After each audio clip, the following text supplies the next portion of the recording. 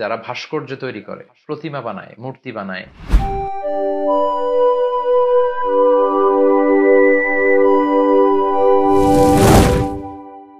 বিসমিল্লাহ ওয়াসসালাতু ওয়াসসালামু আলা রাসূলিল্লাহ ওয়া বা'দ।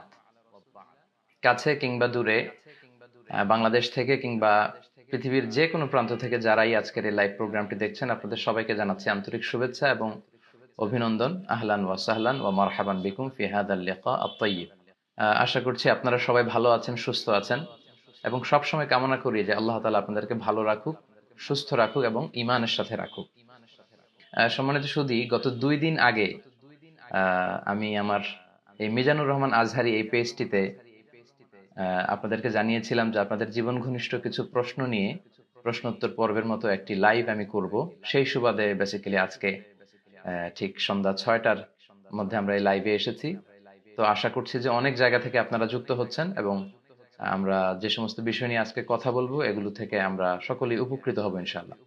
সম্মানিত শুধু আপনারা যারা লাইভ দেখছেন, আপনাদের লাইভের এই ভিডিওটির নিচে নিশ্চয়ই শেয়ার নামে একটি বাটন রয়েছে। আপনারা কাইন্ডলি সে শেয়ার বাটনে ক্লিক করবেন, ফলে এখনই লাইভটি শেয়ার হয়ে যাবে আর আপনাদের সাথে যুক্ত যে বন্ধু বান্ধবরা আছে সবাই এখনই এই লাইভটি দেখতে পারবে আর কি ইনশাআল্লাহ। তো আমি সবাইকে অনুরোধ করব আপনারা কাইন্ডলি এখনই শুরু থেকেই লাইভটি যদি শেয়ার দিয়ে রাখেন তাহলে ইনস্ট্যান্ট সবাই লাইভটি দেখতে পারবে এবং কারো কোনো জীবন জিজ্ঞাসামূলক প্রশ্ন থাকলে এখনই তারা করতে পারবে। সম্মানিত শুধু আজকে বেসিক্যালি আমি আপনাদের কিছু প্রশ্নের উত্তর দেওয়ার চেষ্টা করব ইসলামিক পার্সপেক্টিভ থেকে, কারণ আমার এই পেজে অনেক প্রশ্ন আসে আপনাদের কাছ থেকে। অনেক দিনই ভাই এবং বোনেরা প্রশ্ন করে থাকেন, তো আসলে সব প্রশ্ন টাইপ করে অন টাইমে আনসার করা সম্ভব হয় না, ফলে আমরা মাঝে মাঝে লাইভে আসার চেষ্টা করি এবং সেগুলোর আনসার করার চেষ্টা করি। তো আমার ইনবক্সে জমা হয়ে থাকা প্রশ্নগুলোকে আগে প্রায়োরিটি দিয়ে সেগুলোর আনসার করব এবং শেষের দিকে যারা আপনারা এই লাইভের এই কমেন্টসে প্রশ্ন করবেন আপনাদের সেই প্রশ্নগুলোরও উত্তর দেওয়ার চেষ্টা করব। আমি অনেক কমেন্টস দেখতে পাচ্ছি এবং এগুলো খুব দ্রুতই মানে স্ক্রল আপ হয়ে যাচ্ছে, উপরের দিকে চলে যাচ্ছে, ফলে এগুলো আসলে আপনাদেরকে ওইভাবে পড়ে শোনানোর সুযোগ হচ্ছে না। অনেকে আমাকে এসএমএস করেছেন, বিভিন্ন জিনিস জানতে চেয়েছেন, তো যেগুলো টাইপ করে আপনাদেরকে জানানোর সুযোগ হয়নি ওইরকম কিছু প্রশ্ন দিয়ে আমি আজকে শুরু করছি। আশা করছি আপনারা সবাই উপকৃত হবেন। তো আমরা চলে যাই সরাসরি কিউএ সেশনে। একজন ভাই প্রশ্ন করেছেন যে দাদার আগে বাবা মারা গেলে নাতিরা দাদার সম্পদের মালিক হবে কিনা। এরকম ঘটনা কিন্তু অনেক সময় ঘটে থাকে। দাদার আগে মারা গিয়েছে বাবা, ছোট ছোট নাতি নাতনি আছে, তারা সম্পদ পাবে কিনা। আচ্ছা, শরিয়া পার্সপেক্টিভ থেকে কথা হচ্ছে না, দাদার আগে বাবা মারা গেলে নাতি নাতনিরা সম্পদ পাবে না। কেন পাবে না? কারণ দাদার কাছ থেকে তো বাবা পাবে, নাতি পাবে না। নাতি তো সেকেন্ড স্টেজে, ফার্স্ট স্টেজ এখানে আপনাকে কনসিডার করতে হবে। মানে দাদার কাছ থেকে পাবে বাবা, চাচা, ওনারা, কিন্তু নাতিরা পাবে না। কিন্তু কখনো এরকম হতে পারে যে দাদার আগে বাবা মারা গিয়েছে, এখন যে নাতিরা আছে তারা খুবই অসহায়, ইয়াতীম, টাকা পয়সা নেই। তো তখন দাদা যেটা করতে পারে, দাদা ওয়াসিয়াত করতে পারে, ওয়াসিয়া যেটাকে উইল বলে। 1/3, 1/3 সর্বোচ্চ বা তার কম, কিন্তু তার বেশি করা যাবে না, ওয়াসিয়াত করা যায়। সেক্ষেত্রে যারা ওয়ারাসা বাই ডিফল্ট উত্তরাধিকার সম্পদের মালিক হবে তাদের ব্যাপারে ওয়াসিয়াত করা যায় না, বরং যারা ওয়ারাসা নয় তাদের ব্যাপারে ওয়াসিয়াত করা যাবে। তো 1/3 আসুলুস ওয়াসুলুসু কাসীর, 1/3 তো অনেক। তো এটা চাইলে দাদা করতে পারেন, কিন্তু দাদার আগেই যদি বাবা মরে যায় নাতিরা পাবে না। তবে হ্যাঁ, নাতিরা আসাবা হিসেবে পেতে পারে যদি চাচা না থাকে, মানে ওই দাদার মাত্র একটাই সন্তান ছিল, সে মারা যাওয়ার পরে শুধু নাতিরা আছে, তখন নাতিরা পাবে। কিন্তু যদি চাচা থাকে তাদের, তাহলে নাতি নাতনিরা সম্পদ পাবে না। তো সেক্ষেত্রে অনেকে বলে ইসলামের তো এটা ইনসাফপূর্ণ বিধান হচ্ছে না। তো সেক্ষেত্রে ইসলাম ইনসাফের যে রাস্তাটা খোলা রেখেছে সেটা হচ্ছে ওয়াসিয়াত করা যেতে পারে 1/3। দাদা চাইলে নাতি নাতনিকে সর্বোচ্চ 1/3 দিতে পারে। শাহু সিজদার বিধান জানতে চেয়েছেন। আচ্ছা, আমি আপনাদের এগুলোকে আমি পরে বলবো ইনশাআল্লাহ। সাজদাতুস সাহু। আচ্ছা, এরপর একজন প্রশ্ন করেছেন ইমাম মাহাদির আবির্ভাব নিয়ে কিছু বলুন। আল মাহদি আল মুনতাজার, আমরা ওনার অপেক্ষায় আছি, উনি আসবেন, আমরা এটা বিশ্বাস করি। কিন্তু ইদানিং কালে খুব বেশি শোনা যায় যে ইমাম মাহাদি হয়তো এ সালেই চলে আসবে বা 19 সালে আসবে, কেউ বলছে 2025-এর মধ্যে আসবে, কেউ বলছেন যে কিয়ামত চলেই আসলো। এ জাতীয় যে কথাগুলো বলা হয় এগুলোর আসলে কোনো ভিত্তি নেই। কারণ কিয়ামত কখন হবে লা ইয়ালামুহা ইল্লাল্লাহ, আল্লাহ ছাড়া কেউ জানে না। সো যারা এগুলো বলে এগুলো তাদের ব্যক্তিগত অবজারভেশন, ব্যক্তিগত কথা। আমরা জানি না ইমাম মাহদি কবে আসবে, তবে হ্যাঁ, কিয়ামতের যে ছোট ছোট আলামত আছে, the minor signs of the day of judgment, কিয়ামতের ছোট্ট আলামতগুলো, এই আলামতগুলোর বেশিরভাগই কিন্তু প্রকাশিত হয়েছে। তো এই জন্য অনেকেই ভাবছেন যে ইমাম মাহাদির আগমন হয়তো কাছাকাছি। হ্যাঁ, সেটা সেটা হতে পারে, সেটা হতে পারে, কিন্তু 18 সালেই আসবে, 19 সালেই আসবে, 25 সালেই আসবে, মাযহাব নিয়ে বড় দ্বন্দ্ব, কিছু বলবেন? আচ্ছা, মাযহাব এমনটি বলা আসলে ঠিক না, কারণ এগুলো আল্লাহ ছাড়া কেউ জানে না। সবচেয়ে দুঃখজনক হচ্ছে অনেক ইয়াংদের মধ্যে আমি এই ফ্রাস্ট্রেশনে এর ব্যাপারটা দেখি, বলে যে হুজুর ইমাম মাহাদি তো চলে আসবে, 25 সালের মধ্যে আসতেছে, কিয়ামত তো হয়ে যাবে। তো এই কথাগুলো যারা বলেন, এই কথাগুলো কিন্তু যুবকদেরকে অনেককে কর্মবিমুখ করে ফেলছে। মানে অনেকে বলছে যে আহ মাহাদি তো চলেই আসবে, কিয়ামত তো হয়েই যাবে, তো আমরা আর কি করব, আমার ক্যারিয়ার করে লাভ কি, চাকরি করে লাভ কি, এগুলো করে তো কোনো লাভ নেই। এটা একেবারে ভুল কথা। ইমাম মাহাদি কখন আসবে আসলে দেখা যাবে। ইমাম মাহাদি যখন আসবে আমরা ওনাকে সাপোর্ট করব, আমরা ওনাকে সাপোর্ট করব, আমরা ওনার সৈনিক হব, ওনার সাথে একসাথে কাজ করব। কিন্তু ইমাম মাহাদি আসবে, কিয়ামত হবে বলে সবকিছু বাদ দিয়ে কর্মবিমুখ হওয়া এটা ঠিক না। আপনি যেমন কাজ করে যাচ্ছিলেন কাজ করে যান, ইবাদত করে যাচ্ছিলেন ইবাদত করে যান, ক্যারিয়ারকে ব্রাইট করতে চেষ্টা করেছিলেন করে যান, আপনারা আপনাদের কাজকে চালিয়ে যাবেন। কিন্তু ইমাম মাহাদি আসবে, কিয়ামত হয়ে যাবে বলে আশা হারানো যাবে না। কিন্তু অনেকের মাঝেই কিন্তু এই বিষয়টা দেখা যায় যে 25 সালে আসবে, 26 সালে আসবে, এরকম কথা বলা হয়। এটা আসলে যারা বলেন তাদের ব্যক্তিগত অবজারভেশন, সুনির্দিষ্টভাবে কোরআন সুন্নাহয় কবে আসবে এক্স্যাক্টলি কিছু বলা হয়নি। তিরমিজির বর্ণনা বিষ্ণু ইসলাম বলেছেন ইয়ামলিকু সাবা আসিনিন ফিল আরদ, ইমাম মাহাদি যখন পৃথিবীতে আসবে তিনি 7 বছর পৃথিবীতে রাজত্ব করবেন। এবং বিষ্ণু বলেছেন ইউআতিউ ইসমুহু ইসমি ওয়া ইসমু আবিহি ইসমু আবি, বিষ্ণু বলেছেন যে আমার নামে হবে মাহাদির নাম, আমার বাবার নামে হবে মাহাদির বাবার নাম। মনে রাখবেন, মাহাদি, মাহাদি কিন্তু ওনার নাম নয়। মাহাদি মানে হেদায়েত প্রাপ্ত, গাইডেড একজন মানুষ। তো ওনার নাম হবে বিশ্বনবীর নামে নাম। হতে পারে বিশ্বনবীর নাম ছিল মুহাম্মদ সাল্লাল্লাহু আলাইহি ওয়াসাল্লাম, তো হতে পারে ওনার নাম হবে মোহাম্মদ। বিষ্ণুনবীর নাম যে শুধু মোহাম্মদ এমনটা কিন্তু নয়। বিষ্ণুনবীর নাম আছে আহমদ, বিষ্ণুনবীর নাম আছে হাশের, আকিব, আবুল কাসেম, তহা, ইয়াসিন, মুজাম্মিল। তো কোন নাম নিয়ে যে উনি আসবে এটা আমরা জানি না, তবে বিষ্ণু বলেছেন আমার নামে হবে ইমাম মাহাদির নাম। বিষ্ণুনবীর কোনো একটা নাম হয়তো ইমাম মাহাদির থাকবে। আচ্ছা, তারপর বিষ্ণু ইসলাম এটাও বলেছেন আজরাল জাবহা ওয়া আকনাল আনফ, ইমাম মাহাদির ললাটটা হবে প্রশস্ত, প্রশস্ত ললাট হবে ইমাম মাহাদির। এবং আকনাল আনফ, টল নোজ হবে, প্রমিনেন্ট নোজ, খুব উঁচু নাক হবে ইমাম মাহাদির, প্রশস্ত ললাট, উঁচু নাক। আল মাহদি মিন আইত্রাতি, আবু দাউদের আরেক বর্ণনা বিষ্ণু বললেন ইমাম মাহাদি আমার বংশের হবে, হাশমি খানদানের হবে, কুরাইশি হবে, মিন ভুলদি ফাতেমা, ফাতেমা রাদিয়াল্লাহু তাআলা আনহার যে বংশের ধারাক্রম, উনার বংশে আসবে ইমাম মাহাদি। ইয়াখরুজু মিন নাহিয়াতিল মাশরিক, উনি প্রাচ্য থেকে আসবেন, উনি পাশ্চাত্য থেকে আসবেন না। ইমাম মাহদি তিনি কিন্তু ইউরোপ, আমেরিকা, অস্ট্রেলিয়া থেকে আসবেন না, উনি আসবেন হচ্ছে প্রাচ্যের কোন একটা দেশ থেকে। ইয়ামলাউল আরদা কিসতান ওয়া আদলা, আবু দাউদের আরেক বর্ণনায় বলা হয়েছে যে তিনি পৃথিবীতে যখন আসবেন তখন 7 বছরের শাসনামলে উনি পৃথিবীকে ন্যায়, নীতি, সাম্য, ভ্রাতৃত্ব, ইনসাফ আর জাস্টিস দিয়ে পরিপূর্ণ করবেন।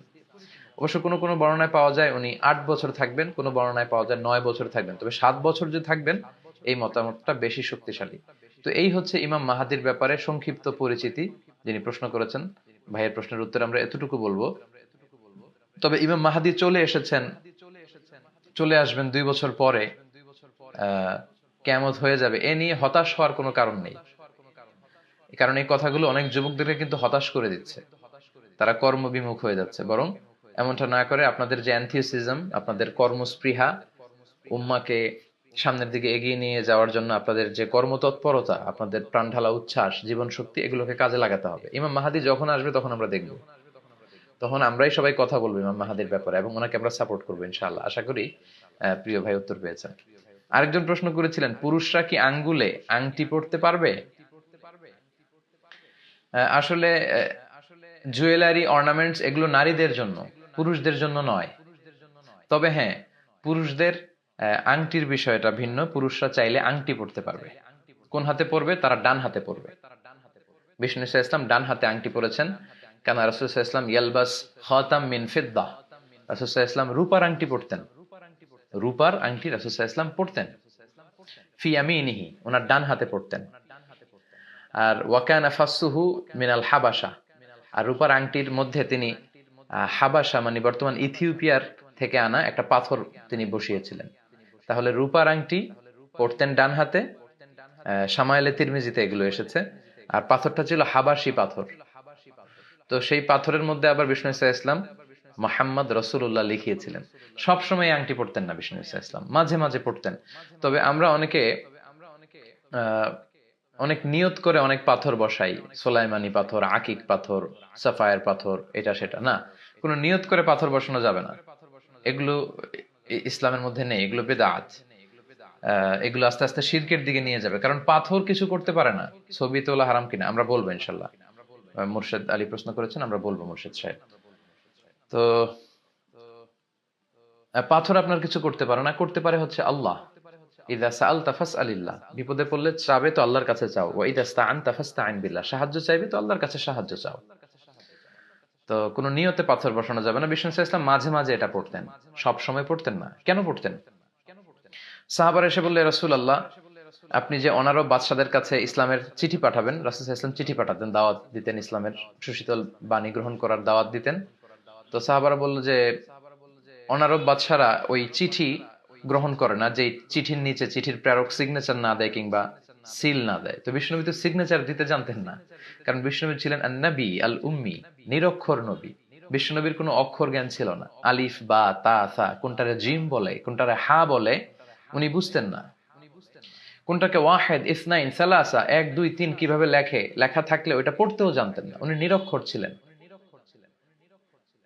অনেকে আবার ভুল বুঝতে পারেন, বিশ্বনবী নিরক্ষর ছিলেন কিন্তু বিশ্বনবী মূর্খ ছিলেন না। নিরক্ষর আর মূর্খ পার্থক্য আছে। নিরক্ষর হচ্ছে ইলিটারেট আর মূর্খ মানে ইগনোরেন্ট। বিশ্বনবী ইগনোরেন্ট ছিলেন না, উনি ছিলেন ইলিটারেট, অক্ষর চিনতেন না। Written word was kind of mystery to him. লিখিত কোনো জিনিস রাসূল সাল্লাল্লাহু আলাইহি ওয়াসাল্লামের কাছে এটা একটা রহস্যের মতো ছিল, উনি পড়তেই জানতেন না। কেন জানতেন না? আল্লাহ ওনাকে শিখাননি। বিশ্বনবী যদি লিখতে জানতেন, পড়তে জানতেন, তাহলে কাফির মুশরিকরা আরো বেশি করে বলার সুযোগ পেয়ে যেত যে মুহাম্মদ যে কোরআনের কথা বলে এগুলো আসলে আল্লাহর পাঠানো নয়, সে নিজে লিখেছে, নিজে বানিয়েছে। এজন্য আল্লাহ লেখাপড়াই শিখান নাই ওনাকে, অক্ষর জ্ঞান শিখান নাই। এবং কোন কবিতাও বিশ্বনবী পড়তে পারতেন না, জানতেন না। ওমা আল্লামনাহু শি'রা ওয়া মা ইয়ানবাগী লা, আমি আপনাকে কবিতা শিখাইনি। আর কবিতা শিখানো এটা শোভনীয় নয় আপনার জন্য। যদি বিশ্বনবী কাব্য প্রতিভা যদি ওনার মধ্যে থাকতো, তাহলে সবাই বলতো যে এই কোরআনের কথা, ওয়াদ-দুহা ওয়াল-লাইলি ইযা সাজা মা ওয়াদ্দাআকা রাব্বুকা মা ক্বালা, এই যে মিলানো কথাগুলো, এগুলো মুহাম্মদের বানানো, এগুলো আল্লাহর কথা নয়। এই জন্য টেস্ট টিউব বেবি, আচ্ছা সময় পেলে আমরা বলবো টেস্ট টিউব। এজন্য আল্লাহ তাআলা বিষ্ণু ঈসা ইসলামকে অক্ষর জ্ঞান শিখাননি। তিনি বিষ্ণু ঈসা ইসলামকে আল্লাহ তাআলা নিরক্ষর রেখেছেন। তাই বলে তিনি মূর্খ নন, তিনি জ্ঞানী ছিলেন। বিষ্ণু বলেছেন, আদাবানি রব্বি ফা আহসানা তা'দীবি, আল্লাহ আমাকে আদব শিখিয়েছেন, জ্ঞান শিখিয়েছেন, ফলে আমার আদব, আমার জ্ঞান হয়েছে পৃথিবীর সবচাইতে শ্রেষ্ঠতম আদব আর শ্রেষ্ঠতম জ্ঞান। তো বিষ্ণু ঈসা ইসলাম ডান হাতে আংটি পরতেন, রূপার তৈরি আংটি পরতেন। খবরদার স্বর্ণের আংটি পরা যাবে না। পুরুষদের জন্য সিল্কের কাপড় পরা যেমনি হারাম, স্বর্ণ ব্যবহার করা হারাম। ডান হাতে পরতেন, রূপার আংটি পরতেন, সেখানে লেখা ছিল মুহাম্মদ রাসূলুল্লাহ। তো তিনি যখন চিঠি পাঠাতেন অমুসলিম বাদশাদের কাছে, তিনি লিখতেন সালামুন আলা মান ইত্তাবা আল হুদা আসলিম তাসলাম। চিঠিগুলো লিখে নিচে এরকম সিল দিয়ে দিতেন। বিশ্বনবীর ইন্তেকালের পরে এই আংটিটা খলিফা হিসেবে আবু বকর পায়, এবং আবু বকর রাদিয়াল্লাহু তাআলা আনহু উনি এটা ব্যবহার করতেন। 1-1.5 বছর পরে উনি যখন ইন্তেকাল করলেন, ওমরে ফারুক খলিফা হয়ে আসলেন, উনি এই আংটিটা ব্যবহার করতেন, প্রায় 10 বছর ব্যবহার করেছেন। এরপরে ওনার পরে যখন উসমান যুন নূরাইন, সাইয়েদনা উসমান রাদিয়াল্লাহু তাআলা আনহু যখন খলিফা হলেন, তিনি সেই আংটিটা পেয়েছিলেন খলিফা হিসেবে। কিন্তু তিনি কোন একটা কুয়ার পাশে, খুব সম্ভবত বিইরে ওয়ারিসার পাশে, একজনের সাথে একটা ডিলিংস করার সময় ওনার আঙ্গুল ফসকে আল্লাহ রাসূলের সেই বরকতের আংটিটা কুয়ার মধ্যে পড়ে যায়। এবং ওনার সময় থেকেই কিন্তু ফিতনা গজিয়ে ওঠে, মুসলিম বিশ্বে নানা ধরনের ফিতনা, নানা ধরনের হত্যাকাণ্ড, মারামারি শুরু হয়। আল্লাহু আ'লাম, আল্লাহ ভালো জানে, হতে পারে বিশ্বনবীর ওই আংটিটা ওখানে আহ আল্লাহ মানে একটা কুদরতি ভাবেই সেটা পড়ে গিয়েছে, এবং তখন থেকে ওনার সময় থেকে কিন্তু ফিতনা দানা বেঁধে উঠেছে। তো পুরুষরা আঙ্গুলে আংটি দিতে পারবে কিনা, এই প্রশ্নের উত্তরে তো আমরা বললাম যে ডান হাতে দিবে। যেহেতু বিশ্বনবী ডানপন্থী ছিলেন, ডান দিক দিয়ে কাজ করা পছন্দ করতেন। কানা রাসূলুল্লাহ সাল্লাল্লাহু আলাইহি ওয়াসাল্লাম ইউহিব্বু তায়াম্মুনা ফি শাআনিহি কুল্লিহি ফি তারাজ্জুলিহি তানাউলিহি, জুতা পরার সময় ডান পা ঢোকাতেন আগে, চুল আঁচড়ানোর সময় ডান দিক থেকে আঁচড়াতেন, মুসাফা করলে আগে ডান দিক থেকে, খাদ্য বিতরণ করলে আগে ডান দিক থেকে। তো সেজন্য সম্মানের হাত হচ্ছে ডান হাত, ডান হাতে আপনারা পড়বেন আংটি, রূপার আংটি। আশা করি বুঝতে পেরেছেন। এরপর এক ভাই প্রশ্ন করেছেন, কাবলাল জুমা ও বাদাল জুমা কত রাকাত? প্রতি সপ্তাহেই আমাদেরকে সালাত আদায় করতে হয়, জুমার সালাত। শ্রেষ্ঠ একটি দিন, এদিনেই কিয়ামত হবে। এদিনে আদম আলাইহিস সালামকে আল্লাহ তাআলা সৃষ্টি করেছেন। আদম আলাইহিস সালামকে পৃথিবীতে এই জুমার দিনেই পাঠানো হয়েছে, জুমার দিনে দোয়া কবুল করা হয়েছে ওনার, জুমার দিনেই কিয়ামত হবে। তো এই জুমার দিনে আমাদের 2 রাকাত ফরজ সালাত পড়তে হয়, বা ওয়াজিব যেটাকে আমরা বলি। তো এর আগে পরে কতটুকু সালাত পড়তে হয়, এটা ছিল ভাইয়ের প্রশ্ন। আমরা প্রশ্নের উত্তর দিচ্ছি। 1200 জন ইতিমধ্যে আমাদের সাথে যুক্ত হয়েছেন। আমি আপনাদেরকে বলবো, যারা দেখছেন তারা শেয়ার বাটনে ক্লিক করে এখনই অন্যান্যদেরকেও আমাদের লাইভ প্রোগ্রামে যুক্ত করে নিতে পারেন। তো জুমার সালাতের আগে কয় রাকাত, পরে কয় রাকাত? জুমার সালাতের আগে হচ্ছে 2 রাকাত। বিশুদ্ধ মত অনুযায়ী, সুন্নাহসম্মত যে মত, সেটা হচ্ছে জুমার সালাতের আগে আপনি 2 রাকাত পড়বেন। মসজিদে ঢুকেই 2 রাকাত পড়তে হয়, এটা পড়বেন। ওটা পরে যদি আরো সময় পান আপনি আরো পড়বেন। অর্থাৎ ইমাম সাহেব খুতবা দেওয়ার আগ পর্যন্ত আপনি 2 করে, মা কুদ্দির আলাকা মা কুদ্দির আলাহু, আপনার যতটুকু সুযোগ হয়। তার মানে বোঝা গেল জুমার সালাতের আগে, কাবলাল জুমা, এটা সুনির্ধারিত নয়, এটা অনির্ধারিত। 2 করে যদ্দুর পড়া যায়। আচ্ছা, আর বাদাল জুমার ক্ষেত্রে সহিহ সুন্নাহ যেটা এসেছে 4 রাকাত। বাদাল জুমা আপনি পড়বেন 4 রাকাত যদি মসজিদে পড়েন। আর যদি ঘরে গিয়ে পড়েন তাহলে 2 রাকাত। আল্লাহ রাসূল সাল্লাল্লাহু আলাইহি ওয়াসাল্লাম মসজিদে নববীতে যখন বাদাল জুমা পড়তেন, তিনি 4 রাকাত পড়তেন। ঘরে গিয়ে পড়লে 2 রাকাত পড়তেন। তো আশা করি বুঝতে পেরেছেন যে কাবলাল জুমা অনির্ধারিত, 2 করে যদ্দুর পড়া যায়, আর বাদাল জুমা 4 রাকাত, ঘরে পড়লে 2 রাকাত।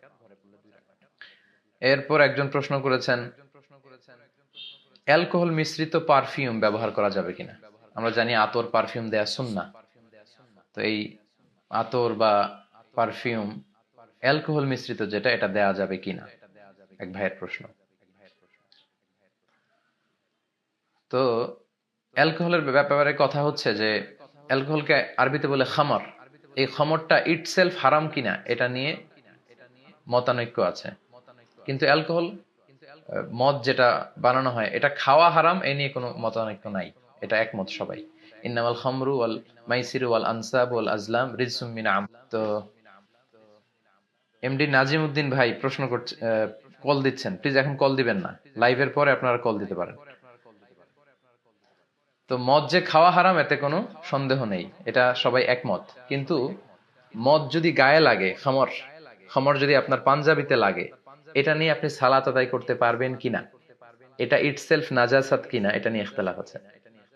কেউ কেউ বলেছেন এটা ইটসেলফ নাজাসাত, পাঞ্জাবিতে লাগলে ধুয়ে নামাজ পড়তে হবে। আর কেউ কেউ বলেছেন না, এটা ইটসেলফ নাজাসাত না, এটা জামায় লাগালেও নামাজ পড়া যাবে। যারা জামায় লাগালেও নামাজ পড়া যাবে, এটা নাজাসাত না, তাদের মতে অ্যালকোহল মিশ্রিত পারফিউম ব্যবহার করলে সমস্যা নেই।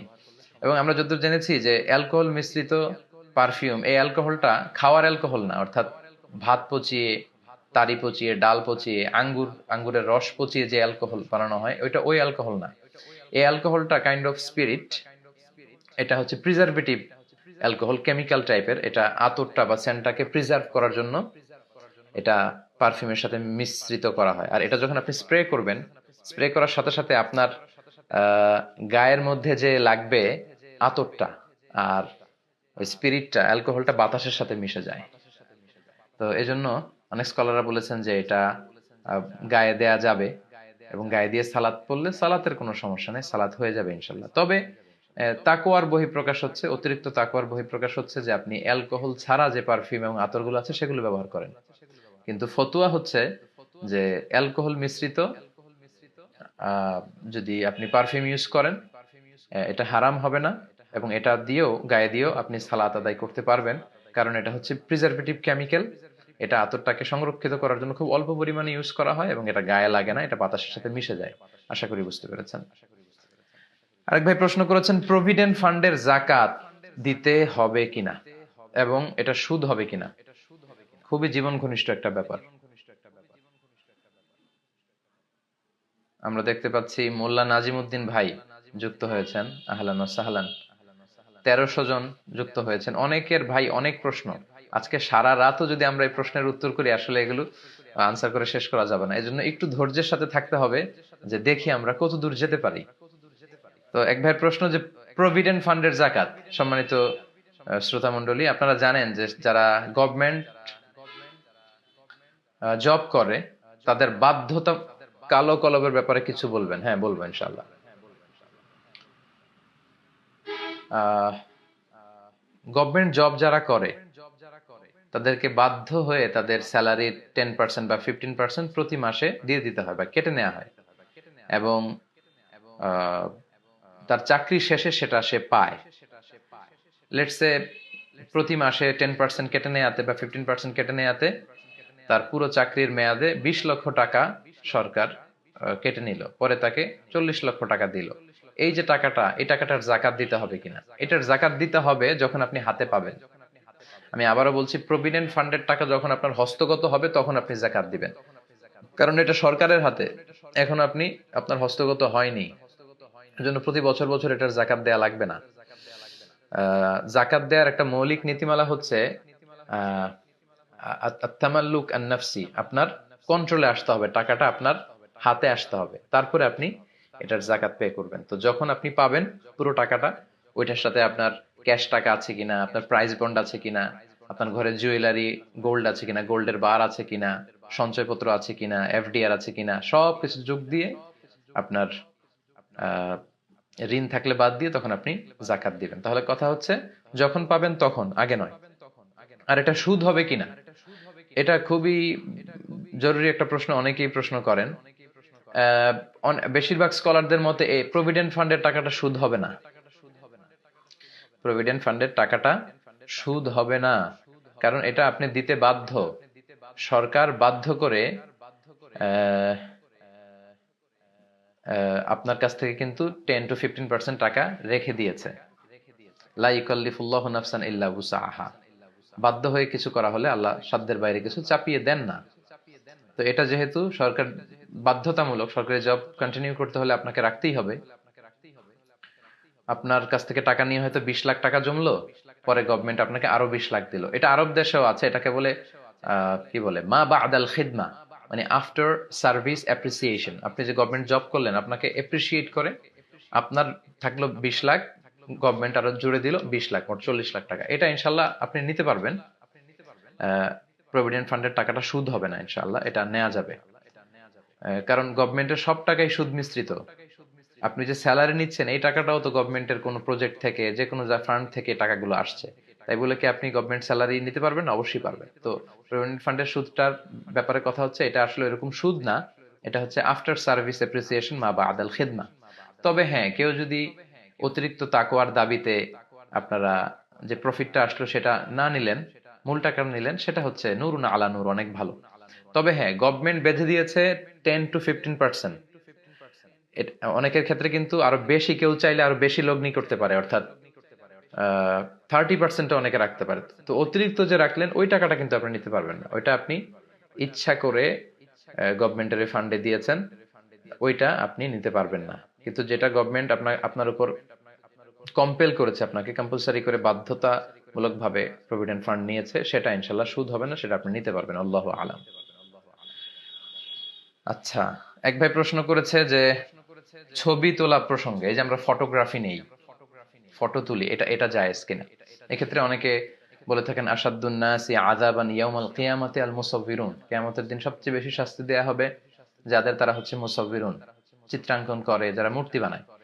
তো এই মুসাফিরুন দ্বারা সামান হু টেক্স দ্য ফটো, যে ছবি তোলে, এটা কিন্তু না, এটা হচ্ছে যারা ভাস্কর্য তৈরি করে, প্রতিমা বানায়, মূর্তি বানায়, প্রাণ আছে এমন জিনিসের চিত্র অঙ্কন করে অপ্রয়োজনে, এটার কথা বলা হয়েছে। কিন্তু আমরা যে ছবি তুলি এটাকে ইমেজ বলে, এটা এটা তুলতে কোনো সমস্যা নেই। এটা তোলা হারাম নয়। খেয়াল রাখবেন, কোন জিনিসকে হারাম বলে ঘোষণা দিতে হলে সুস্পষ্ট দলিল লাগে। আল আদিল্লা আল কাতঈয়া, অকাট্য দলিল ছাড়া কোন জিনিসকে হারাম বলে ঘোষণা দেওয়া যায় না।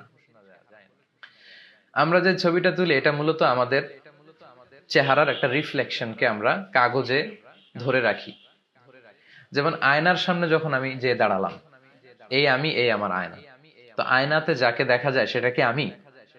না, সেটা তো আমি না, আমি হচ্ছি এটা, আর ওইটা হচ্ছে আমার রিফ্লেকশন।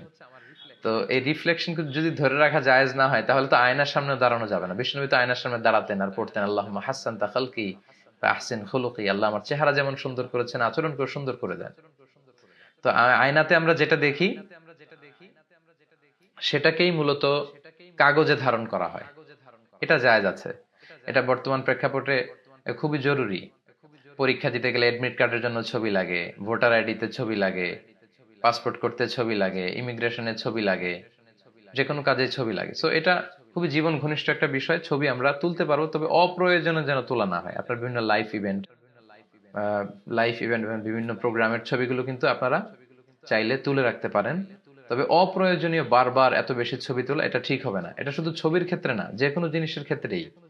মিন হুসনি ইসলামিল মারই তারকুহু মা লা ইয়ানিহি, ব্যক্তির ইসলামের সৌন্দর্য হচ্ছে এমন জিনিস বর্জন করা যেটার কোনো প্রয়োজন নেই, অপ্রয়োজনীয়।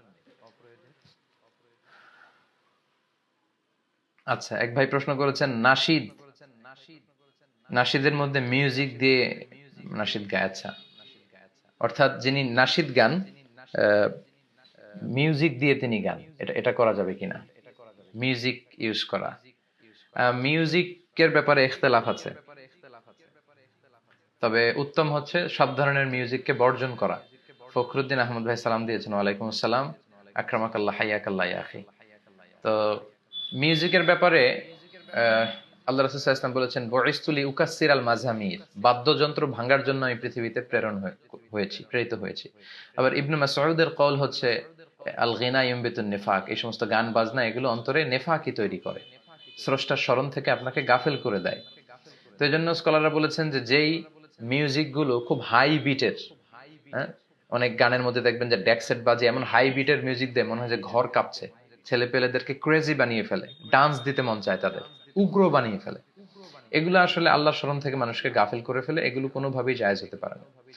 তবে স্কলাররা যেটার ক্ষেত্রে ফ্লেক্সিবিলিটি দিয়েছেন সেটা হচ্ছে মাইল্ড মিউজিক, যেখানে কণ্ঠের বিষয়টাই প্রাধান্য পাবে, আর কণ্ঠের পেছনে হালকা কিবোর্ডের টিউন থাকতে পারে, হালকা সামান্য রিদম থাকতে পারে। মাইল্ড মিউজিকের ব্যাপারে অনেক স্কলাররা এটাকে পারমিসিবল বলেছেন, যে এই জাতীয় মিউজিক শুনলে হয়তো তার মনের মধ্যে উগ্রতা, ক্রেজি ভাব এটা তৈরি হবে না।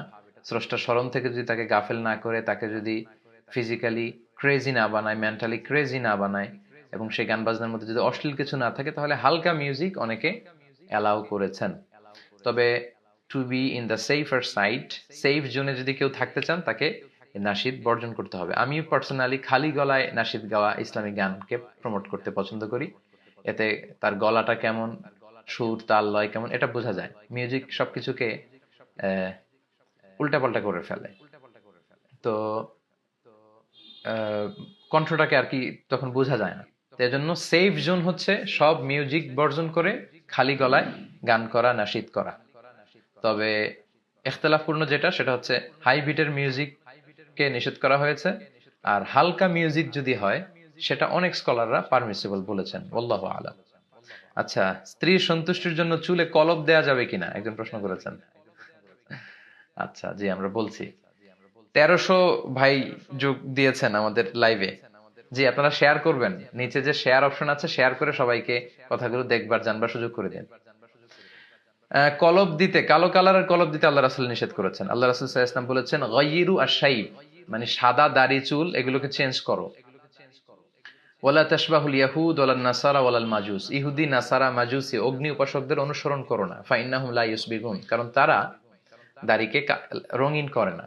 অর্থাৎ ইহুদি, নাসারা এবং অগ্নি উপাসক যারা, তাদের চুল দাড়ি যখন শুভ্র হয়, সাদা হয়ে যায়, তখন এগুলোকে রঙিন করে না, সাদা রাখতে পছন্দ করে। বিষ্ণু বললেন, তোমরা আমার উম্মত হিসেবে সাদা রাখবে না, তাদের বিপরীত করতে হবে, ফলে তোমরা এটাকে খেজাব লাগাও, তাদের বিপরীত করো। তো সেক্ষেত্রে জান্নিবি সাওয়াদ, ব্ল্যাক কালার ইউজ করো না, বি ফা from the black colour, black colour থেকে তোমরা বেঁচে থাকবে।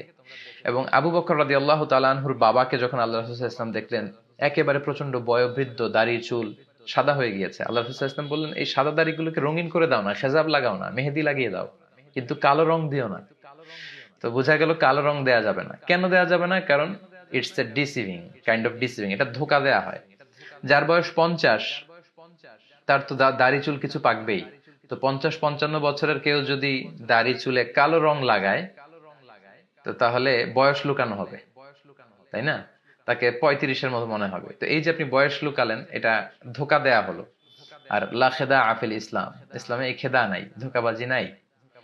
তো এই জন্য কালো কালার ব্যবহার করতে বেসিক্যালি বিষ্ণু নিষেধ করেছেন। তবে হ্যাঁ, কিছু কিছু প্রেক্ষাপটে করা যেতে পারে। স্কলাররা বলেছেন, যে ভাই প্রশ্ন করেছেন যে স্ত্রীর সন্তুষ্টির জন্য চুলে কলপ দেওয়া যায় কিনা, হ্যাঁ, স্কলাররা বলেছে যে আপনার স্ত্রীর বয়স যদি আপনার চেয়ে অনেক কম হয়, তার বয়স হচ্ছে 25, আপনার বয়স 40, আপনার পাকতে শুরু করেছে, আর আপনার স্ত্রী বয়সে অনেক কম, সে খুব চাচ্ছে যে আমার হাজবেন্ড যেন এখনো দেখতে ইয়াং দেখা যায়, তো তখন আপনি চাইলে স্ত্রীকে বোঝান যে আল্লাহ রাসূল নিষেধ করেছেন, কিন্তু স্ত্রী বুঝতে না চাইলে আপনি দিতে পারবেন, জায়েজ আছে। এটা হচ্ছে নাম্বার 1। সেকেন্ড হচ্ছে, কেউ যদি অসুস্থ হয়, চুল পাকার কথা বয়স যখন 40 হবে তখন, কিন্তু আমি এমনও ছেলে দেখেছি 10 বছর বয়স মাথার চুল পেকে গিয়েছে। তো এটা কি তার বয়সের চুল পাকা? না, এটা হচ্ছে তার রোগের কারণে, হরমোনের কমতি ঘটেছে, ফ্লাকচুয়েশন হয়েছে হরমোন। এই হরমোনের কারণে চুল কালো থাকে, সাদা হয়। তো এই হরমোন জনিত সমস্যার কারণে ছোট বাচ্চাদের বা অল্প বয়স্ক লোকদের যদি চুল সাদা হয়ে যায়, তারাই ব্ল্যাক কালার ইউজ করতে পারবে, কারণ তারা বয়স লুকাচ্ছে না, তার যেই বয়স সেটাই দেখাচ্ছে সে। দুটো গেল। 3 নাম্বার হচ্ছে, স্কলাররা বলেছে কাফিরদের বিরুদ্ধে, মুশরিকদের বিরুদ্ধে যখন মুসলমানরা যুদ্ধে নামবে, তখন মুসলমানদের বয়স্ক সৈনিকরা তাদের সাদা দাড়িতে ব্ল্যাক কালার ইউজ করতে পারবে। ফলে কাফেররা দেখে মনে করবে যে এগুলো মনে হয় তরতাজা তরুণ, সব তাজা তাজা তরুণ সৈনিকেরা আমাদের বিরুদ্ধে লড়তে এসেছে, ওরা ভড়কে যাবে, ভয় পেয়ে যাবে। তো এই 3টা প্রেক্ষাপটে স্কলাররা জায়েজ বলার চেষ্টা করেছেন। তো স্ত্রী সন্তুষ্টির জন্য আমি যেভাবে প্রশ্ন করেছেন, এটা জায়েজ হতে পারে ইনশাআল্লাহ। এরপর প্রশ্ন করেছেন মরণোত্তর চক্ষুদান, মানে হচ্ছে মরার পরে মনে হয় চোখটা কিছুদিন ভালো থাকে আর কি। তো এর মধ্যে চোখটা ডোনেট করে গেলে যাদের চোখ নেই তারা চোখ ফিরে পাবে, এটা জায়েজ কিনা? হ্যাঁ, এই ব্যাপারে স্কলারদের মতামত হচ্ছে এটা জায়েজ। মরণোত্তর চক্ষুদান জায়েজ। শুধু মরণোত্তর না, জীবিত অবস্থায় আপনি অঙ্গ দান করতে পারবেন। স্কলাররা এটার ব্যাপারে, এগুলোকে বলে কদায়া ফিকহিয়া মুআসারা, কন্টেম্পোরারি ফিকহি ইস্যু। আল্লাহ রাসূলের সময় এগুলো ছিল না, সাহাবাদের সময় ছিল না, সমসাময়িক সময়ে এই বিষয়গুলো নিয়ে বেশ কথা উঠছে। তো এটাকে বলে অর্গান ইমপ্লান্টেশন বলে খুব সম্ভব, বা অর্গান ডোনেশন, কেটে নিয়ে আরেকজনকে দেয়া। তবে সেক্ষেত্রে কিছু শর্তারোপ করে দিয়েছে শারিয়া এক্সপার্ট যারা, শারিয়া স্কলাররা। কি কি শর্ত? 1 নম্বর শর্ত হচ্ছে, যিনি দান করবেন তার ক্ষতি হতে পারবে না। আমার 2 চোখ, আমি 1 চোখ দিয়ে দিলে তো আমি ক্ষতিগ্রস্ত হব, বা আমার 2টি চোখে যদি আমি আরেকজনকে জীবিত অবস্থায় দান করি, আমি ক্ষতিগ্রস্ত হব। আর আল্লাহ বলেছেন ওয়ালা তুলকু বিআইদিকুম ইলা তাহলুকা, তোমরা জেনে বুঝে ইচ্ছায় নিজেকে ধ্বংসের দিকে ঠেলে দিও না, এটা করা যাবে না। দ্বিতীয় শর্ত হচ্ছে, এটা বিক্রি করা যাবে না। লেটস সে আমার কিডনি 2টা, একটা কিডনি দিয়ে আমি সার্ভাইভ করতে পারবো, বাঁচতে পারবো। তো কারো যদি কিডনি ড্যামেজ করে, আপনারা জানেন যে যাদের কিডনি ড্যামেজ হয় তাদের যে কত কষ্ট করে বেঁচে থাকতে হয়, ডায়ালিসিস করতে হয়, দেহের রক্ত একদিক দিয়ে বের হয়, আরেক দিক দিয়ে ঢুকে। আমার কিছু পরিচিত জনদের আমি এই কথাগুলো শুনেছি যে তারা কি পরিমাণে কষ্ট পায় এই ডায়ালিসিসের কারণে। তো আপনি 2টা কিডনি যদি আপনার ভালো থাকে, একটা দিয়ে আপনি সার্ভাইভ করতে পারবেন, আরেকটা আপনি দিতে পারবেন, তবে এটা টাকার বিনিময়ে বিক্রি করা যাবে না। প্রথম শর্ত ছিল আপনার ক্ষতি করতে পারবেন না, তো কিডনি একটা ভালো, আরেকটা দিলে তো ক্ষতি হচ্ছে না। 2 নাম্বার হচ্ছে, টাকার বিনিময়ে আপনি বিক্রি করতে পারবেন না, কারণ আল্লাহ বলেছেন ওয়ালাকাদ কাররামনা বানি আদম, I have dignified the status of the sons of Adam. আমি আদম সন্তানদেরকে অনেক সম্মানিত করেছি, জীবিত অবস্থায়ও সম্মানিত, মরে গেলেও সম্মানিত। তা আমাদের অঙ্গগুলো এত সম্মানিত, এগুলো বিক্রি করা যায় না। একটা চোখ টাকার বিনিময়ে এটা হয় না, কারণ পৃথিবীর সবাই মিলে আল্লাহর দেয়া এরকম ন্যাচারাল চোখ বানাতে পারে না।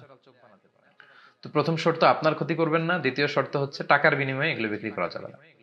3 নম্বর শর্ত হচ্ছে যাকে দিবেন তার জন্য এটা খুবই জরুরি হতে হবে, ইমার্জেন্সি, এটা না হলে তার বাঁচার উপায় নাই। এই কন্ডিশন যদি হয় তাহলে শুধু মরণোত্তর না, মরার আগেই অর্গান ডোনেশন এটা করা যাবে ইনশাআল্লাহ। আর মরণোত্তর চক্ষুদান ইনশাআল্লাহ জায়েজ আছে। আচ্ছা, একজন প্রশ্ন করেছেন দঈফ এবং মাউদু, জয়ীফ হাদিস আর মাউদু হাদিসের মধ্যে পার্থক্য কি? সম্মানিত ভাইয়েরা, দঈফ হাদিস হচ্ছে দুর্বল হাদিস, আর এই দুর্বল হাদিসের অনেক প্রকার আছে, যেমন মুনকার, মুরসাল, মুত্তারাব। এর মধ্যে একটা প্রকার হচ্ছে মাউদু। মাউদু মানে হচ্ছে ফেব্রিকেটেড ট্রেডিশন, বানোয়াট, আল্লাহ রাসূলের নামে বানোয়াট কথা বলা, বানিয়ে, ইচ্ছাকৃতভাবে বানিয়ে কথাগুলো বলা, এগুলো হচ্ছে কি মাউদু। আল্লাহ রাসূল বলেছেন মান কাযাবা আলাইয়া মুতাআম্মিদান ফালিয়াতাবাওয়া মাকআদাহু মিনান নার, যে আমার ব্যাপারে জেনে শুনে মিথ্যা বলে চালিয়ে দেয় সে যেন জাহান্নামকে তার নিজের ঘর বানিয়ে নেয়। বলে আয়াযু বিল্লাহ, আল্লাহ আমাদেরকে হেফাজত করুক। তো দঈফ হাদিস হচ্ছে, আমি ভেবেছি যে দঈফ হাদিস, মুস্তালাহুল হাদিস নিয়ে হয়তো কিছু সিরিজ আলোচনা করলে, লেকচার করলে আপনারা এগুলো বুঝতে পারবেন। অল্প সময় এগুলো বোঝানো সম্ভব না। সহজ কথা হচ্ছে, একটা হাদিস সহিহ হওয়ার জন্য অনেকগুলো শর্ত আছে। যেমন ইত্তিসালুস সানাদ, যারা বর্ণনা করেছে এই চেইনটার মধ্যে গ্যাপ থাকতে পারবে না। তারপর যারা বর্ণনাকারী তারা আদেল হতে হবে, ন্যায়পরায়ণ, তাদের দব থাকতে হবে, মেধা শক্তি ভালো থাকতে হবে, সাজ হতে পারবে না, ইল্লাত হতে পারবে না। এই পাঁচটার কোনো একটা বা একাধিক যদি নষ্ট হয়ে যায় তখন হাদিসটা কি হয়ে যায়? দঈফ হয়ে যায়, দুর্বল। আর মাউদু হাদিস হচ্ছে বানোয়াট কথা। তো অনেকেই ইদানিং কালে বলে থাকে যে হাদিসটা সহি কিনা জানতে চায়, আর দঈফ হলে এটাকে মানতে চায় না, নাক ছিটকায়। এটা কিন্তু ঠিক না। অল্প পড়াশোনা করে যখন আপনি কোনো জটিল বিষয় নিয়ে কথা বলতে যাবেন, মন্তব্য করতে যাবেন, তখনই আপনি বিপাকে পড়বেন। এজন্য যারা আমরা অল্প জানি তারা যেন না জেনে কারো ভুল ধরতে না যাই। আমি পার্সোনালি কারো ভুল ধরতে খুব ভয় পাই, কারো ব্যাপারে সমালোচনা করতে খুব ভয় পাই, কারণ আমার ভুলের শেষ নাই, আমার দুর্বলতার শেষ নাই, মানুষ মাত্রই ভুল। আর আমি আরেকজনের ভুল কি করে ধরবো? নিজের ভুল ধরেই তো কুল পাই না। তো এই অ্যাটিটিউডটা খুব খারাপ, প্রয়োজনে অপ্রয়োজনে মানুষের ভুল খুঁজে বের করার চেষ্টা করা। দঈফ শুনলে অনেকে নাক ছিটকায়। দঈফ হাদিসের হুকুম জেনে নেন। দঈফ হাদিস আল্লাহর সিফাতের ক্ষেত্রে বর্ণনা দেয়া যাবে না, আকীদার ক্ষেত্রে বর্ণনা করা যাবে না, শরীয়তের কোনো আহকাম, রুলিং, কোডিং সিস্টেমের ক্ষেত্রে বর্ণনা করা যাবে না। কিন্তু কোনো ঘটনা পরম্পরা জুড়ে দেওয়ার জন্য বর্ণনা করা যাবে, ফাজাইলুল আমালের ক্ষেত্রে বর্ণনা করা যাবে, এক্সট্রা ইনফরমেশন হিসেবে বর্ণনা করা যাবে। এমনকি দঈফ হাদিস যদি অনেকগুলো ওয়েতে বর্ণিত হয়, এটা যারা আলেম তারা বুঝবেন, সাধারণ কনভেনশনাল স্টাডি যাতে তাদের বুঝতে কঠিন হয়ে যাবে। হাদিসটা দঈফ, খেয়াল করে শুনুন, হাদিসটি দঈফ, কিন্তু এগুলো অনেকগুলো ওয়েতে এসেছে, বর্ণনার অনেকগুলো ধারা আছে, শাখা আছে, উপশাখা আছে। অনেকগুলো ধারায় বর্ণিত হওয়ার কারণে, শাওয়াহিদ তাওয়াবে থাকার কারণে এটার দঈফ থাকে না, এটা একটু উপরের দিকে চলে যায়। আহ অর্থাৎ এটার দারাজা এক স্টেপ এগিয়ে যায়, সেটাকে বলে হাসান লি গায়রিহির পর্যায়ে চলে যায়। 4 ধরনের হাদিস দিয়ে হুজ্জাত নেওয়া যায়। ইহতাজ্জু বিহি, সাহিহ লি যাতিহি, সাহিহ লি গায়রিহি, হাসান লি যাতিহি, হাসান লি গায়রিহি। তো এই যে হাসান লি গায়রিহি, যেটাকে দিয়ে হুজ্জাত নেওয়া যায়, এটা কিভাবে হয়? এটা হয় দঈফ হাদিস দিয়ে। তার মানে দঈফ হাদিস অনেকগুলো চেইনে বর্ণিত হলে এটার দঈফ থাকে না, দুর্বল থাকে না, এটা শক্তি পেয়ে হাসান লি গায়রিহি হয়ে যায়। সেটা দিয়ে শরীয়তের কোডিং করা যাবে। তো এই বিষয়গুলো অনেকে না জেনে দঈফ শুনেই বলে যে দঈফ হাদিস মানা যাবে না। সে আসলে দঈফ সম্পর্কে কি জানে? যারা জানে না তারাই বেসিক্যালি এই কথাগুলো বলে। আবু নওয়াসের একটা কবিতা আছে, ওয়াকুল লিমান ইয়াদদাঈ ফিল ইলমি ফালসাফাতান হাওয়াস্তা শাইআন ওয়া গাবাত আনকা আশিয়াউ। তিনি বলেছেন যারা বলে যে আমি সব জানি, সব জানি, এরকম বলে বোঝাতে চায়, ভাব দেখাতে চায়, তাদেরকে বৃদ্ধাঙ্গুলি দেখিয়ে তুমি বলো যে তুমি কিচ্ছু জানো না, তোমার জানার অনেক বাকি। জাননেওয়ালার উপরও জাননেওয়ালা থাকে, সবচেয়ে বড় জাননেওয়ালা হচ্ছে আল্লাহ। জাননেওয়ালার উপরও জাননেওয়ালা থাকে, জ্ঞানীর উপরও জ্ঞানী থাকে। এজন্য আগে জ্ঞান অর্জন করুন, আগে জানুন, তারপরে অন্যের ভুল ধরতে আসেন, কথা বলতে আসেন। এজন্য দঈফ বললেই এটাকে নাক ছিটকানো যাবে না। আচ্ছা, এরপরে ইসরায়েলিয়াতের ব্যাপারে আমরা যারা তাফসির করি, তাফসিরের বর্ণনা যখন আমরা দেই, বিভিন্ন সূরার আমরা এক্সপ্লেনেশন, ইন্টারপ্রিটেশনে যাই, আমরা সহি বর্ণনা দেই। তারপরে আমরা মাঝে মাঝে সাপোর্টিং ডকুমেন্ট হিসেবে ইসরায়েলি বর্ণনা আনি। ইসরায়েলি বর্ণনাটা কি? আল ইসরায়েলিয়াত হচ্ছে আল্লাহ রাসূলের কথা নয়, এগুলো অন্য নবীদের কথা, মুসা আলাইহিস সালামের কথা, ঈসা আলাইহিস সালামের কথা, সুলাইমান আলাইহিস সালামের কথা বা ওনাদের সাহাবীদের কথা, এগুলো আল্লাহ রাসূলের ট্র্যাডিশন নয়, অন্যান্য নবীদের ট্র্যাডিশন। এগুলো কিন্তু বর্ণনা করা যাবে। বিষ্ণু বলেছেন হাদ্দিসু আন বানি ইসরাঈলা ওয়ালা হারাজ, বানি ইসরাইল থেকে এই ট্র্যাডিশন গুলো বর্ণনা করো, সমস্যা নেই। কিন্তু অনেকে মনে করে ইসরায়েলিয়াত হলেই এগুলো বানোয়াট, এটা ঠিক না। ইসরায়েলিয়াতের 3টা হুকুম আমরা আল আজহারে আল ইসরাঈলিয়াত নামে একটা ডিসিপ্লিনে পড়াশোনাই করেছি কয়েকশো নম্বরে। তো আমরা এত পড়েও কিছু শিখতে পারলাম না, আর আপনি কার কাছ থেকে কি শুনে না শুনে যাচ্ছে তাই মন্তব্য করে যাবেন। এজন্য মন্তব্য করার আগে সাবধান।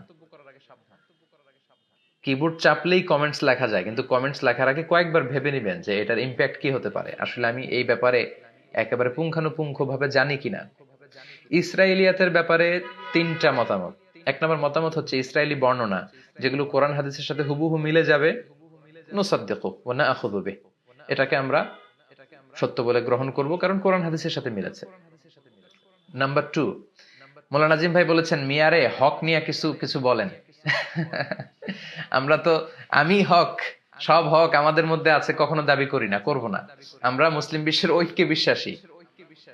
আমি ছাড়া অন্যদের মধ্যে হক থাকতে পারে, আমরা ইন্টারচেঞ্জ করব, জ্ঞানের কথাগুলো আদান প্রদান করব মিউচুয়াল রেসপেক্ট রেখে। আমি যে দল যে আইডিওলজি বিলং করি না কেন, আমি আমার অন্য দলের অন্য মতের ভাইদের প্রতি পূর্ণাঙ্গ শ্রদ্ধা রাখি, এবং এটাই হচ্ছে ঐক্যের নিয়ম।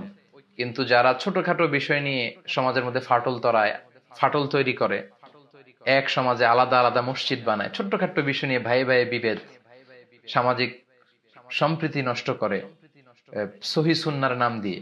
আমরা অবশ্যই সহি সুন্নাকে প্রমোট করি সব সময়। ইসলাম তো মানতে হবে বিশ্বনবীর সুন্নাহ অনুযায়ী, কিন্তু সেখানে মানুষের মধ্যে ফাটল ধরিয়ে না, এক্সট্রিম অ্যাপ্রোচে যেয়ে না। আল্লাহ আমাদেরকে বোঝার তৌফিক দান করুন। তো বলছিলাম ইসরায়েলিয়াতের 3 পদ্ধতি। এক হচ্ছে কোরআন হাদিসের সাথে মিলে গেলে গ্রহণ করব, কোরআন হাদিসের মোখালেফ হলে বর্জন করব। নাম্বার 3, ইসরায়েলিয়াতের কোনো বর্ণনা এটা কোরআন হাদিস সাপোর্ট, মানে কোরআন হাদিসের অনুকূলেও না, কোরআন হাদিস এ ব্যাপারে কিছু বলেও নাই, আবার এটা যে মিথ্যা এই ব্যাপারেও কোরআন হাদিসে কোনো কথা নেই। তার মানে এটা সত্য কি মিথ্যা এ ব্যাপারে কোরআন সুন্নাহ কিছু পাওয়া যায় না। এগুলো কি করবেন? এগুলো বর্ণনা করবেন, ঘটনা পরম্পরা মিলানোর জন্য এগুলোকে এক্সট্রা ডকুমেন্ট হিসেবে নেবেন এবং বলে দিবেন যে এটা ইসরায়েলি বর্ণনা। আমরা তো সেটাই করি। বিষ্ণু বলেছেন হাদ্দিসু আন বানি ইসরাইল, বনি ইসরাইল থেকে বর্ণনা করো, অর্ডার। আপনি ঘটনা মিলাতে হলে সুলাইমান আলাইহিস সালামের অল্প কিছু কথা আপনি কোরআনে পাবেন, ইয়াহইয়া আলাইহিস সালামের 2-4টা আয়াত পাবেন কোরআনে, কিন্তু তার পুরো জীবনীকে আপনি মিলাতে হলে কিভাবে মিলাবেন? তখন আপনি সহিহ সুন্নাহর পর আপনি ইসরায়েলি যে বর্ণনাগুলো কোরআন হাদিস বিরোধী নয় সেগুলো আপনি নিতে পারেন। আল্লাহ রাসূলের অর্ডার, এগুলো বর্ণনা করা যাবে। তো এই বিষয়ে আপনি প্রপার নলেজ না নিয়ে যদি কিছু বলতে যান, তখনই আপনি গোলমাল পাকিয়ে ফেলবেন। আল্লাহ আমাদেরকে বোঝার তৌফিক দান করুন। সম্মানিত সুধী, অনেক ভাইরা যুক্ত হয়েছেন, আমি আবারও বলবো শেয়ার দিয়ে অন্যদেরকে দেখবার সুযোগ করে দিন। এবার আমি আপনারা অনেকে প্রশ্ন করেছেন লাইভ চলাকালীন সময়ে, হুজুর আপনি ডান হাতে ঘড়ি পরেন কেন? এবার আমি আপনাদের প্রশ্নের উত্তর করব। ডান হাতে ঘড়ি পরি কারণ আমি ডানপন্থী। সব নবীরা ছিল ডানপন্থী। ওমা তিলকা বিয়ামিনিকা ইয়া মূসা, হে মূসা তোমার ডান হাতে কি? মানে মূসা তোমার ডান হাতে কি, মানে বাঁ হাতে কি বলেননি। তার মানে মূসা আলাইহিস সালামের লাঠি ছিল ডান হাতে। একটু আগে তো বলছিলাম আল্লাহ রাসূল ডান হাত দিয়ে ভালো সব কাজ করতে পছন্দ করতেন। তো এজন্য সম্মানের হাত হচ্ছে ডান হাত, এজন্য আমি ডান হাতে ঘড়ি পরি, ডান হাতে রিং পরার চেষ্টা করি। আচ্ছা, লাইভ চলাকালীন এক ভাই প্রশ্ন করেছিলেন সাজদাতুস সাহু কিভাবে দিতে হয়। কোন ভাই প্রশ্ন করেছিলেন আমি নামটি খেয়াল রাখতে পারিনি, তবে আমি টুকে রেখেছি যে সাজদাতুস সাহু দেওয়ার পদ্ধতি কি। সম্মানিত ভাইয়েরা, সাজদাতুস সাহু দেওয়ার 3টা পদ্ধতি আছে, এবং মজার বিষয় হচ্ছে 3টাই সহিহ হাদিসে আছে। সাজদায়ে সাহু কখন দিতে হয়? যখন আমরা কোনো ওয়াজিব তরক করে ফেলি অথবা নামাজে অতিরিক্ত কিছু করি, তখন আমাদেরকে সেজদায়ে সাহু দিতে হয়। পদ্ধতি 3টা। প্রথম পদ্ধতি বাংলাদেশে আপনারা যেভাবে শিখেছেন, যেভাবে আদায় করেন ঠিক সেভাবে, অর্থাৎ শেষ বৈঠকে আত্তাহিয়াতু পরে ডান দিকে এক সালাম, আসসালামু আলাইকুম ওয়া রাহমাতুল্লাহ, তারপর 2টি সেজদা, আল্লাহু আকবার বলে সেজদা দিয়ে বসে, তারপরে আপনি সেজদা দিয়ে বসে আপনি আবার তাহিয়াত, দুরুদ এবং দোয়া মাসুরা পরে সালাম ফিরিয়ে নামাজ শেষ করবেন। এটা বাংলাদেশে এস্টাবলিশড, সবাই প্র্যাকটিস করে, এটা সহিহ হাদিসে আছে, কোনো সমস্যা নেই, করতে পারেন। আচ্ছা, আরো কিছু পদ্ধতি আছে, যেমন আরেকটা পদ্ধতি আছে, সেটা হচ্ছে আপনি পুরো নামাজটাই শেষ করে ফেলবেন, এমনকি সালামও ফিরিয়ে ফেলবেন, আসসালামু আলাইকুম রহমতুল্লাহ, আসসালামু আলাইকুম রহমতুল্লাহ, সালাম ফিরিয়ে তারপর আপনি এক্সট্রা 2টা সেজদা দিবেন। এটাও সেজদায়ে সাহু হয়ে গেল, এটাও সহিহ হাদিসে আছে। ইল্লাল্লাহ জিকির, আচ্ছা ইল্লাল্লাহ জিকির করা যাবে কিনা? তারপর তাহাজ্জুদ বিতরের সালাত, আল বিতর। সেজদায়ে সাহুর 3 নম্বর পদ্ধতি হচ্ছে পুরো সালাত শেষ করবেন, শেষ বৈঠকে বসে তাহিয়াত পড়বেন, দুরুদ পড়বেন, দুরুদ পড়ার পরে দোয়ায়ে মাসুরাও পড়বেন, কিন্তু সালাম ফিরাবেন না। সালাম ফিরানোর আগে আপনি 2টা সেজদা দিবেন, 2টা সেজদা দিয়ে তারপরে আপনি সালাম ফিরাবেন। তো তাহলে আপনার সেজদায়ে সাহু আদায় হয়ে যাবে। এই 3টাই সহিহ হাদিসে আছে। মাযহাব নিয়ে প্রশ্ন করেছেন। মাযহাব শব্দের অর্থ মত, অপিনিয়ন, মানা যাবে কিনা। আসলে আমাদেরকে মানতে হবে কোরআন সুন্নাহ, তবে কোরআন সুন্নাহ মানতে যে অনেক সময় মতামতের দিকে যেতে হয়। আল্লাহ রাসূল কি মত দিয়েছে, সাহাবারা কি মত দিয়েছে, তাবেঈরা, এটা মানতেই হয়, এছাড়া হয় না। কোরআন এবং সুন্নাহ হচ্ছে খাঁটি সোনা। খেয়াল রাখবেন, খাঁটি সোনা দিয়ে গহনা বানানো যায় না। 24 ক্যারেটের গোল্ড দিয়ে কি গহনা বানানো যায়? যায় না। কিন্তু ওটা দিয়ে গোল্ড বানাতে গেলে ডিজাইন করা যায় না, ওটা ভেঙে যায়। ওটার সাথে খাদ মিশাতে হয়, এই খাদ হচ্ছে মাযহাব। এই মাযহাব যখন কোরআন হাদিসের সাথে যুক্ত করে দিবেন, এটাকে মানতে খুবই সহজ হবে, স্মুথ হবে। কারণ অনেক বিষয় আমরা এত পড়াশোনা করেছি, এরপর অনেক বিষয় আমাদেরকে দেখতে হয় ইমাম শাফির কল কি, ইবনে তাইমিয়ার কল কি, ওনারা কি বলেছেন, তখন ক্লিয়ার হয় যে ও বিষয়টা এরকম। তো এই জন্য মতামত তখন নিতে হয় যখন আমরা কোরআন হাদিসকে ডিপলি বুঝতে চাই। তো মাযহাব কোরআন সুন্নাহর সাথে কন্ট্রাডিক্ট করে না, আমাদেরকে মূলত মানতে হবে কোরআন সুন্নাহই। আল্লাহ জিজ্ঞেসও করবেন যে কোরআন সুন্নাহ মেনেছো কিনা, মাযহাবের ব্যাপারে জিজ্ঞেস করবেন না। কিন্তু এটা খাদ, খাদ না মিশালে সোনা দিয়ে অলংকার বানানো যায় না। টেস্ট টিউব বেবির কথা বলেছেন, এটাকে বলে ইন ভিট্রো ফার্টিলাইজেশন। সেক্ষেত্রে আপনি স্বামী স্ত্রীর স্পার্ম দিয়ে যদি নেওয়া হয় তাহলে জায়েজ হবে। যদি নরমাল পদ্ধতিতে বেবি নিতে পারছে না, স্বামী স্ত্রীর স্পার্ম নিয়ে যদি করা হয় সেটা জায়েজ হবে ইনশাআল্লাহ, স্কলাররা মতামত দিয়েছেন। ইল্লাল্লাহ জিকির, আসলে জিকিরটা খণ্ডিত করা ঠিক হবে না। লা ইলাহা ইল্লাল্লাহ, যদি অনেকে বলে ইল্লাল্লাহ দ্বারা লা ইলাহা ইল্লাল্লাহ বোঝানো হয়, তারপর আল্লাহ রাসূল যেহেতু এই জিকির করেনি, আমরা করব না। ভিতর, ভিতর 3 রাকাত, 5 রাকাত, 7 রাকাত পড়া যায়, তাহাজ্জুদের পরে পড়বেন। রাতের শেষ সালাতটাকে ভিতর বানাবেন। এই যে আলু আখিরা সালাতিকুম ফিল লাইলি ভিতরা। সম্মানিত সুধী, আরো দীর্ঘক্ষণ থাকতে পারলে আরো ভালো লাগতো, কিন্তু যেহেতু এশার সালাতের সময় হয়েছে এবং আমাদের এখানে এশার সালাতের আজান দিচ্ছে, তো আজকে আর আমরা লম্বা করতে চাই না। আপনারা অনেকেই লিখেছেন যে আমি আপনাকে ভালোবাসি, আপনার আলোচনা পছন্দ করি। যারা আমাকে ভালোবাসেন, আমাদেরকে ভালোবাসেন, আমরাও আপনাদেরকে ভালোবাসি। আমরাও আপনাদের জন্য দোয়া করি, সার্বক্ষণিক আপনাদের কল্যাণ কামনা করি। তবে ব্যস্ততার কারণে সবসময় আপনাদেরকে রেসপন্স করা, উত্তর দেওয়া সম্ভব হয় না। আমরা সবাই আপনাদের কাছে দোয়া চাই। আপনারা সবাই ভালো থাকবেন, সুস্থ থাকবেন। নির্বাচন খুবই কাছে, একটা সুষ্ঠু নির্বাচন যেন আমরা পাই। যোগ্য, সৎ এবং ইসলাম প্রিয় প্রার্থীকে আমরা সমর্থন দিব এবং ইসলাম প্রিয় লোকরাই যেন ক্ষমতায় আসে, আমরা সে দোয়া করি। আপনারা সবাই ভালো থাকবেন, সুস্থ থাকবেন, সুন্দর থাকবেন। আর শেয়ার করে আলোচনাটি সবাইকে দেখার সুযোগ করে দিবেন। আসসালামু আলাইকুম ওয়া রাহমাতুল্লাহি ওয়া বারাকাতুহু।